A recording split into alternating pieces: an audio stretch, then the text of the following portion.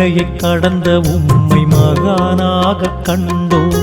புனித நிலையை அடைந்த உந்தன் சந்நிதி பணிந்து நின்றோம்.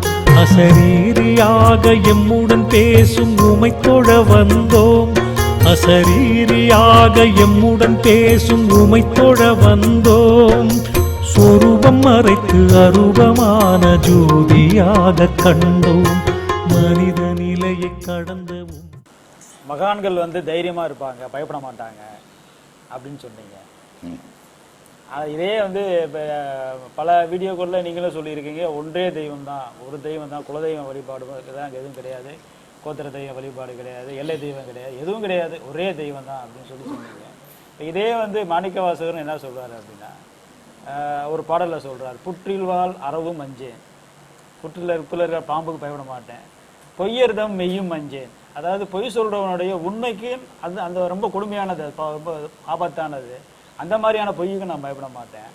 கற்றைவார் சடையும் அண்ணல் கண்ணுதல் பாதம் நன்னி மற்றுமோர் தெய்வம் தன்னை உண்டன பெரிதும் எம்பென் பெருமான் கற்றிலாதவரை கண்டால் அம்மனாம் அஞ்சுமாறேன் அப்படின்றாரு. அதாவது என்ன சொல்றாரு அப்படின்னா, ஒரே கடவுள் அப்படின்னு யார் சொல்றாங்களோ, ஒன்றே தெய்வம் ஒன்றே கடவுள் யார் சொல்றாங்களோ அவங்கள பார்த்து நான் பயப்படுவேன் அப்படின்றாரு. ஆமா, ஏன் சொல்றேன்னா,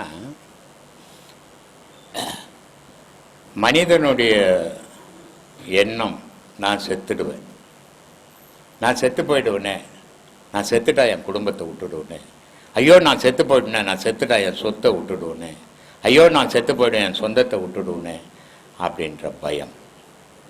ஆனால் மகானுக்கு நான் சாகலையே, நான் எப்போ செத்தேன், இப்போ சாக போகிறது, நான் என்னுடைய மரணம் எங்கே நடக்கும், என்னுடைய மரணம் எங்கே ஜனனம் ஆச்சோ அதில் போகும்போது தான் மரணம் முடிக்கும் இல்லையா?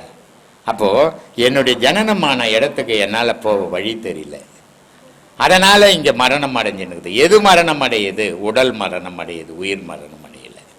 ஆனால் இந்த உடல் மரணம் அடையுது, உயிர் மரணம் அடையலைன்ற அஞ்ஞானிக்கு தெரியாது.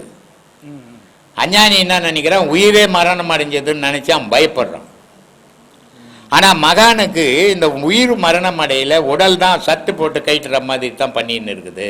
அதனால் நான் செத்ததே இல்லை, நான் சாக போகிறதும் இல்லை. அப்போ சாகாத நான் ஏன் பயப்படணுன்ற தைரியத்தோடு அவன் வாழறான். இவனுக்கு செத்து போகிறோமென்ற பயத்தோடு இவன் வாழறான். அஞ்ஞானிக்கு மெஞ்ஞானிக்கு உள்ள வித்தியாசம் இதுதான். அதனால் அவர் சொல்கிறார், பாம்புக்கு நான் பயப்பட மாட்டேன், என்னை பொய் சொல்லி கெடுக்கணுன்றவனுக்கு நான் பயப்பட மாட்டேன், உலகத்தில் யாருக்கும் பயப்பட மாட்டேன். ஆனால் ஒரு தெய்வம் நீ எவன் வழிபடுறானோ அவனுக்கு பயப்படுவேன்றான். ஏன்னா உண்மை பாம்பு நீ போய் அந்த பாம்பு உன்னை கடிக்கணும்னு தேடி கடிக்காது. அதை நீ ஏதாவது பண்ணினா அதனுடைய பாதுகாப்புக்கு உன்னை கடிக்குது. நீ என்ன பண்ணுற, அது உன்னுடைய பாதுகாப்புக்கு அடிக்கிற.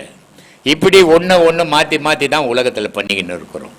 அப்போது இந்த பாம்புக்கு நான் பயப்பட வேண்டிய அவசியம் கிடையாது. ஆனால் இறைவனை கண்டு மனிதன் பயந்தே ஆகணும். ஏன்னா படைச்சவனே அவன். அந்த படைச்சவனுக்கு பார்த்து பயப்படலன்னா நீ மனிதனே கிடையாதுரா. ஆனால் அப்படிப்பட்ட இறைவனை ஒரு தெய்வம்னு வழிபடுறானே, அவனை கண்டு நான் பயப்படுவேன் அப்படின்றாரு.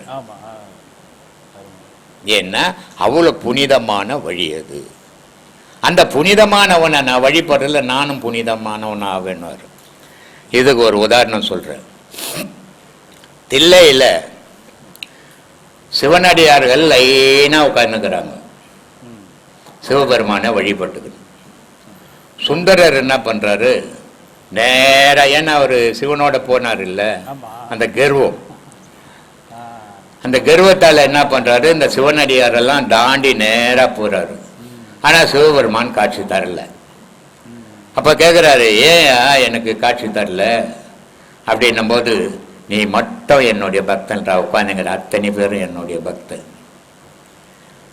உனக்கு மட்டும் நான் காட்சி கொடுத்து, உனக்கு மட்டும் நான் கடவுள் இல்லை, உலகத்தில் உள்ள அத்தனை பேருக்கும் நான் கடவுள். அத்தனை பேரும் காட்சி காணும் போது நீ காணுடா, இல்லைன்னா உனக்குன்னு தனியாக இல்லைன்றார். அசிங்கமாகி போகுது அவருக்கு, இந்த ஆணவம் அங்கே அழிஞ்சு போகுது. அதனால சொல்றாரு, சிவன் அடியாருக்கெல்லாம் அடியேன் நான்ன்றாரு, இவங்களுக்கெல்லாம் தொண்டை நான். அப்போ எங்க பணிவு வந்தது பாரு. எப்போ ஒரு மனிதன் அவமானப்பட்டானோ அப்பதான் அவனுக்கு பவுனியம் வருது, அப்பதான் அவனுக்கு திருத்திக்க வாய்ப்புகள் கிடைக்குது. இல்லையா? அப்போ சிவன் அடியாருக்கெல்லாம் அடியேன், அவங்களுக்கெல்லாம் அடியேன் நான் என்றார். அப்போ சிவபெருமான் காட்சி கொடுக்குறாரு. ஏன்னா அந்த அடக்கம் வேணும். ஆன்மீகத்தில் பயணம் பண்றவனுக்கு முக்கியம் அடக்கம் முக்கியம். அடக்கம் இல்லாதவன் ஆன்மீகவாதியாவே இருக்க முடியாது. ஆரவாரம் பண்றவன் ஆன்மீகவாதி கிடையாது. ஆன்மீகம்ன்றது அமைதியிலையும் அடக்கத்திலையும் இருக்குது. அந்த அடக்கத்தை பயன்படுத்திக்கணும் அவங்க. அதனால அவங்க ஆண்டவனோட உறவாட முடிஞ்சது. இந்த மனுஷன் ஆரவாரத்திலையும் ஆணவத்திலையும் ஆடும்போது ஆண்டவனுக்கும் இவனுக்கும் தொடர்பு இல்லாத நிலையை உருவாக்கிக்கிறாங்க. நான் பல வீடியோக்களில் சொல்லிப்பேன், நீ கடவுளை நோக்கி ஒரு அடி எடுத்து வச்சுனா கடவுள் இன்னொன்று நோக்கி 3 அடி எடுத்து வைப்பான் அப்படின்ட்டு. ஆனால் மனிதன் கடவுளை நோக்கி பயணம் பண்ணுறது இல்லையே, உலகத்தை நோக்கி இல்லை பயணம் பண்ணுறான். உலகத்தை நோக்கி பயணம் பண்ணும்போது கடவுளை விட்டு நம்ம விலகி தூரமாக போயிடுறோம். ஆனால் கடவுளை நோக்கி பயணம் பண்ணுறதுக்கு தான் இந்த கலைகள் எல்லாம் நமக்கு மகான்கள் கொடுத்துருக்குறாங்க. எத்தனை துன்பத்தில் எத்தனை இன்பத்தில் இருந்தாலும் நீ இறைவனை மறக்கக்கூடாதுன்றதுக்கு தான் பட்டினத்தார் அவ்வளோ அழகான ஒரு பாடல் சொல்லு. எத்தொழில் செய்தாலும் ஏதவத்தை பட்டாலும் முத்தர் மனம் மோனத்து. நல்ல இறை பக்திக்கிறவனுக்கு இன்பத்தில் இருந்தாலும் துன்பத்தில் இருந்தாலும் கடவுள் மேலே தாண்டா அவனுக்கு நினைப்பு இருக்கும். மற்ற நேரத்தில் அவனுக்கு நினைப்பு இருக்காது. அவன் வேலை உண்டு, அவன் எது செய்துன்னு இருந்தாலும் அவனுடைய மனமாகப்பட்டது இறைவனை நோக்கிய பயணம் பண்ணும். அவன் நல்ல பக்தர் அப்படின்றார். அது எப்படி இப்போ இருக்கும் அந்த பக்தி அப்படின்னா, குடத்து மேலே குடம், அன்றைக்கி பொம்பளை பசங்க தண்ணி எடுத்துக்கின்னு பேசின்னு வந்தாலும் குடம் நழுவாது. நம்ம தலையில் ஏதாவது வச்சா பொறுத்துன்னு கீழே போட்டுவிடுவோம். அப்படிப்பட்ட பக்தி பண்ணணும். எதை பேசினாலும் அந்த குடத்து மேலே அந்த பொம்பளை பசங்களுக்கு நினைப்பு இருக்கிற மாதிரி, நீ இன்பத்தில் இருந்தாலும் துன்பத்தில் இருந்தாலும் இறைவன் மேலே நினைவு வை. அந்த நினைவு தாண்டா உன்னை எடுத்து போய் சேர்க்கணும். ஏன்னா நான் பல வீடியோவில் சொல்லிக்கிறேன், உயிர்ன்றது ஒன்றும் பெரிய ஒரு இது கிடையாது, ஒரு நினைவு தான் இல்லையா? நான் உயிராக இருக்கிறேன்னு நினைப்பு இல்லைன்னா நான் எப்படி உயிராக இருக்க முடியும்? அப்போது உயிர்ன்றதே ஒரு நினைப்பு தான். அந்த நினைப்பு தான் இறைவனாண்ட எடுத்து போய் சேர்க்கும். அந்த நினைவை இறைவனாண்ட செலுத்துங்கன்றார். அதனால் உயிர்ன்றது என்னமோ ஒரு கெட்டி பொருள், அது ஒரு மலை மாதிரி இருக்கிறது இல்லை. உயிர்ன்றது ஒன்றுமே இல்லாத ஒரு நினைவு. அந்த நினைவு தான் நான் இருக்கிறேன், நான் செய்கிறேன், நான் போகிறேன், நான் வரேன் அப்படின்ற அந்த நினைவு தான் உன்னுடைய உயிர். மீதி இல்லைன்னா உன்னுடைய நீ ஒரு பிணம். இந்த நினைவுக்கு அடிப்படையானது அந்த காரணம். சித்தம், புத்தி, அகங்காரம், மனம், இந்த 4ம் சேர்ந்து அந்த நினைவை உண்டாக்குது. இந்த நினைவு எங்கிருந்து உண்டாச்சு? அதனால தான் சொன்னோம், சேவல் 4, குஞ்சிகள் 5, கூவமான கூட்டுக்குள்ளே சண்டை கொள்ளுதே அப்படின்னா. இந்த சேவல் 4 அப்படின்னா அந்த காரணம். சித்தம், புத்தி, அகங்காரம், மனம், இந்த 4 சேர்ந்தது சேவல். குஞ்சு அது 5 அப்படின்னா நீர், நெருப்பு, ஆகாயம், பூமி, மண், இந்த 5. இதில் என்ன சொல்லுதுன்னா, நான் முன்ன வந்தேன், நான் தான் பெருசுன்னு 5 பஞ்சபூதம் சொல்லுது. இந்த அந்த காரணமாக இருக்கப்பட்ட சேவல் என்ன சொல்லுது? இல்லை இல்லை, நான் தான் முன்ன வந்தேன், நான் தான். ஆனால் இதில் உண்மை எதிரான்னு சொன்னால் அந்த காரணம் தான் முன்ன வந்தது. இந்த அந்த காரணம் எங்கேருந்து வந்ததுன்னா தாய் தகப்பனுடைய விந்துலேருந்து வந்தது. அதனால் இங்கே அந்த காரணம் வந்தது. வந்த பிறகு தான் உடல் வளர்ந்தது. 5 பஞ்சபூதம் அப்போ தான் உருவாச்சு. அதனால் அதை குஞ்சின்னாரு, இதை சேவல்னாரு. எவ்வளோ அறிவுப்பார்! இதெல்லாம் நம்ம பிரித்து பார்த்தால்தான் புரியுமே தவிர பிரிக்காமல் புரியவே புரியாது.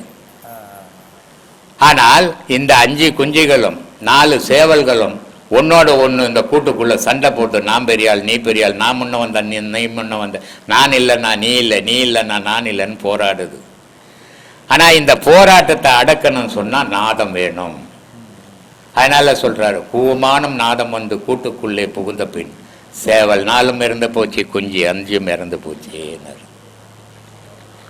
5 பஞ்சபூதத்துக்கும் இங்கே வேலை இல்லாத போச்சு, அந்த காரணத்துக்கும் வேலை இல்லாத போச்சு. ஆண்டவனுக்கும் எனக்கும் தாண்டா லிங்கு கிடைச்சது அப்படின்னாரு. இப்படிப்பட்ட ஞானத்தை அறியணும். ஏதோ ஞானம் ஞானம்னு புக்கை வச்சுக்கின்னு படிச்சுட்டு பேசிட்டு போகிறதால ஒரு பயணம் கிடையாது. நான் பல வீடியோக்களில் சொல்கிறேன், இந்த உலக மக்கள் நல்லா இருக்கணும். மக்கள் நல்லா இருந்தால் கடவுள் வழிபாடு. மக்கள் சின்ன பண்ணமாக போனோன்னா கடவுள் வழிபாடே கிடையாது. அப்போ முதல்ல கடவுள் நல்லா இருக்கிறாரா நல்லா இல்லையா அது அப்பாற்பட்ட பிரச்சனை. முதல்ல மக்கள் நல்லா இருக்கணும். நான் எங்கேயாவது மொழியை பற்றி பேசிக்கிறேன்னா என்னுடைய 40 வருஷம் வீடியோவில் பாருங்கள். எங்கேயாவது மொழியை பற்றி பேசிக்கிறேன்னா, ஜாதியை பற்றி பேசிக்கிறேன்னா, மதத்தை பற்றி பேசிக்கிறேன்னா உலக மக்களே தான் பேசுவேன். ஏன்னா எல்லோரும் மனிதர்கள், எல்லோரும் நல்லா இருக்கணும், எல்லோரும் கடவுள் வழிபாடு பண்ணணும், எல்லோரும் கடவுள் அடையணும். இதுதான் என்னுடைய குறிக்கோள். அதுக்காக நான் ஜாதியோ மதத்தையோ வச்சு பேசுறதே கிடையாது. இப்போ இப்படிப்பட்ட மனிதர்கள் நல்லா இருந்தால் தானே கடவுள் வழிபாடு நடக்கும். மனிதனே நொந்து நூலா போனோன்னா எப்படி கடவுள் வழிபாடு பண்ணுவோம்? ஒரு கிருத்திகை வந்துடுச்சுன்னா அவங்க கையில் ஒரு 500 ரூபாய்னா வடை பாயசம் செய்து கிருத்திகை கும்பிடுவான். 5 பைசா கொடுக்கல நாம் எப்படி கிருத்திகை கும்பிடுவோம்? அப்போ 5 ரூபாய் 500 ரூபாய் சம்பாதிக்கிறதுக்கு அவனுக்கு உடல்ல மனசில் தைரியமும் உடல்ல பலமும் வேணும் இல்லை? அதை உண்டாக்குறது தான் ஆன்மீக பேச்சாக இருக்கணும்.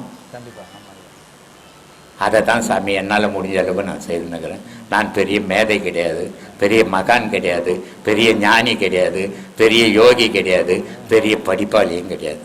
நான் ஒரு கை நாட்டு அனுபவத்தில் பேசினுக்கிறேன் சாமி. கூட்டம் ஜாஸ்தியாகும் போது வெளியே வெயிலையும் மழையிலையும் நிற்கிறீங்க. நேற்று வெயில் மட்டும் இருந்தது, உசுவாசு நின்று ஜனங்க வெளியில் நின்றது. அதே மழை பெஞ்சிருந்ததுன்னா செதறி போயிருக்கோம். இப்படிலாம் செதறக்கூடாது. நம்மளை நம்பி வர ஜனங்க ஒரு இடத்துல அமைதியாக உட்காந்து பேச்சை கேட்கணும் அப்படின்றதுக்காக தான் எதிர அவ்வளோ பெரிய பில்டிங் கட்டிங்கிறோம். ஒரு 1500 பேர் உட்கார்ற மாதிரி. அந்த பில்டிங்குக்கு முடிஞ்சவங்க ஏதாவது டொனேஷன் கொடுக்கணும், உதவிகள் செய்யணும்னா செய்யுங்க. ஆனால் யாரும் உதவி செய்யணும்னு இங்கே கட்டாயமே கிடையாது. விருப்பம் இருந்தால் செய்யுங்க, விருப்பம் இல்லை நம்மளால் முடியல அப்படின்னா விட்டுடுங்க. இது குரு சொன்னார், உதவி செய்ய சொன்னார்னா கடங்கனை வாங்கிட்டு வந்து இங்கே கொடுக்காதீங்க, கொடுத்துட்டு நீங்கள் கஷ்டப்படாதீங்க. அதனால் உதவிகள் செய்யணுன்றவங்க அந்த ஆசிரமத்துக்கு உதவி செய்யணும்னா இன்றைக்கி நம்ம செய்கிற உதவி நாளைக்கு 1000 பேர் 2000 பேருக்கு அது பயன் தரும். அதுக்காக முடிஞ்சவங்க செய்யுங்க, உங்களுக்கு அது புண்ணியத்தை தரும். அதனால் அந்த மாதிரியான உதவிகள் செய்தீங்கன்னா நல்லா இருக்கும். அதை சீக்கிரம் கட்டி முடிக்கலாம். ஜனங்க கஷ்டம் இல்லாத உள்ளே உட்காந்து கிளாஸ் நடக்கும்போது சாப்பிட்லாம், சாப்பாட்டுக்கு போகும்போது அப்படியே பக்கத்துலேயே போடலாம் சாப்பாட்டுக்கு. அது ஈஸியாக இருக்கும், மக்கள் கஷ்டம் இல்லாத இருக்கும். இல்லைன்னா இப்போ வெயிலே எப்படியோ வெயிலில் வெளியே நிற்கிறீங்க, மழை வந்ததுன்னா எங்கே நிற்க முடியும், ரொம்ப கஷ்டமாயிடும். அதனால தான் அவ்வளோ பெரிய பில்டிங் கட்டின்னுக்குறோம். வெறும் மண்டபம் தான், அது ஆள் தான். அந்த ஆள் வந்து தொடக்கத்துக்கு அது கிட்டத்தட்ட ஒரு 2 கோடி கிட்ட ஆகுது. அது ஏதோ இங்கே உபதேச காசு, டொனேஷன் கொடுக்குற காசு போட்டு இது வரைக்கும் இவ்வளோ வேலை செய்திருக்கிறோம். இன்னும் வேலைகள் குறையாக நிற்கிது. அந்த குறைகளை தீர்றதுக்கு நீங்கள் எல்லாரும் உதவி செய்தீங்கன்னா அது முழுமை பெறும். முழுமை பெற்றதுன்னா நம்ம எல்லா மக்களுக்கும் அது பயன் தரும். நன்றி, வணக்கம்.